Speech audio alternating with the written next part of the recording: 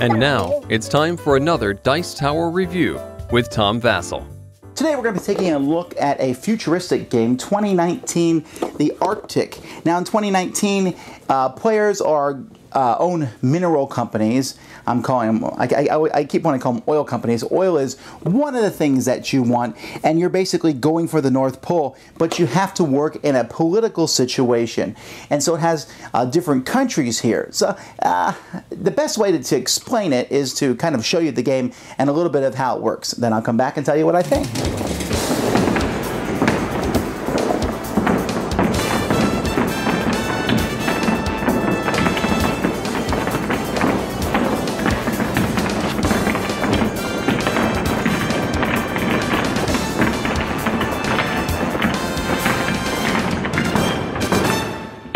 I'm not going to go over every aspect of the game, but I wanted to give you a basic idea of how it works.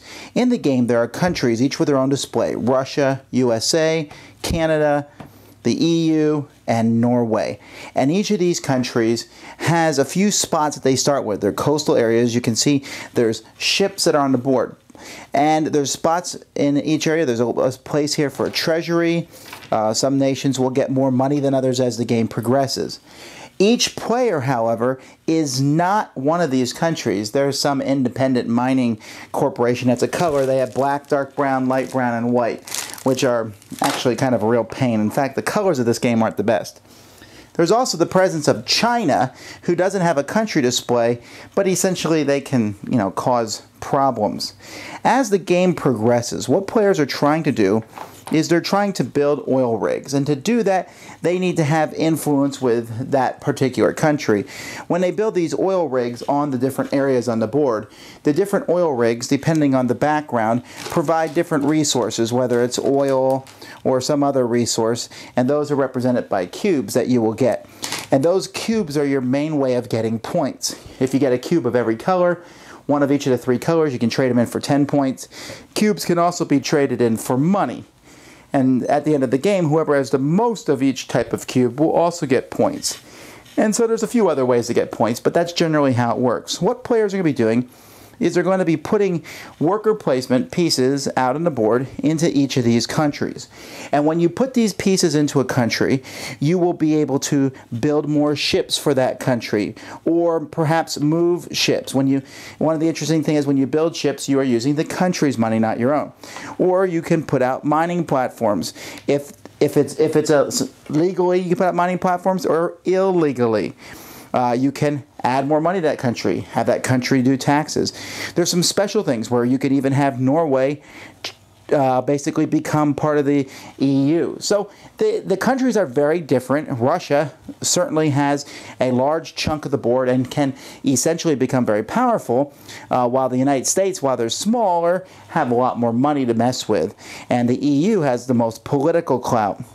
One of the most interesting things about the game, and let's look at one of these displays here real quickly. There's Russia's display, and you can see that you can put your workers here, build a mining rig here, build ships. This is move ships down here, get some money, cause dissent, or in that country, or the political phase here. What you can do with a country is, if you want to, you can use a political action to have that country go at war with another country. So here Russia would be at war with Norway.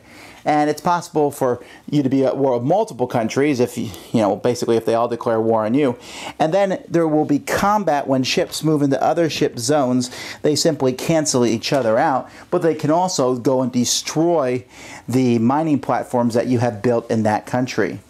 Also over here, you'll notice that there's some spots where each country here is essentially voting on one of these possibilities here. It's possible for everyone to vote and say that everyone controls all the areas that go all the way up to the North Pole.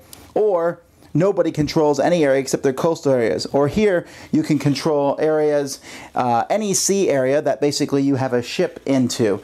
And so you can move a vote from one country to another country and kind of influence who controls what on the board. So what you are doing as you're manipulating these pieces around, and sometimes they'll come off and you can put them over here on a special board where you can even sometimes influence the Chinese ships, which just basically come on and seek for trouble. They can actually end the game if China manages to get to the North Pole. But you're trying to manipulate countries so that you can get what you want, which is essentially to get these mining platforms all over the place. But countries are also constantly trying to get more area on the board, but that could change with a war, it could change with a vote over here.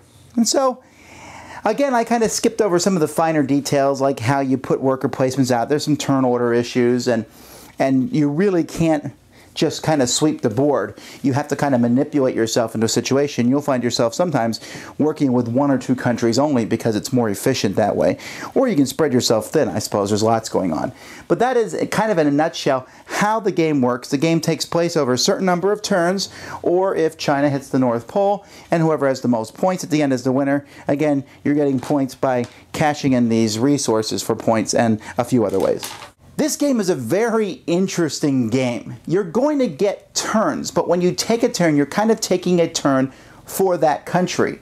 Like, for example, let's say I take a turn and I decide that the United States is going to tax their people and I give more money to the U.S. coffers. Well, that's all well and good, but that does not directly benefit me unless later on I use that money to build more ships and then use the U.S. political clout to make sure that they're not at war with anybody, if possible, or at war with a smaller country who they can whoop up on, or well, even a bigger one, I suppose, as long as they can whoop up on them, or get them into the spots where I can then build the mining platforms. And so you're trying to manipulate these events, but everyone else is doing the same thing at the same time.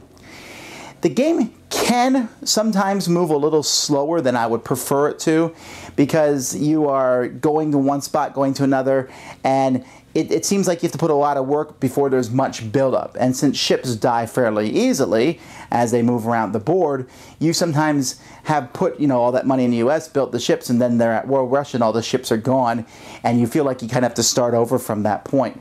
You mustn't let somebody control too many of those oil platforms, but there are multiple ways to stop them: by causing a war between countries, by changing the laws and how that works. If you can build illegal platforms and illegal mining areas, but you take a chance of those easily being overturned by other players. Money is extremely tight in this game because it's very difficult to get money.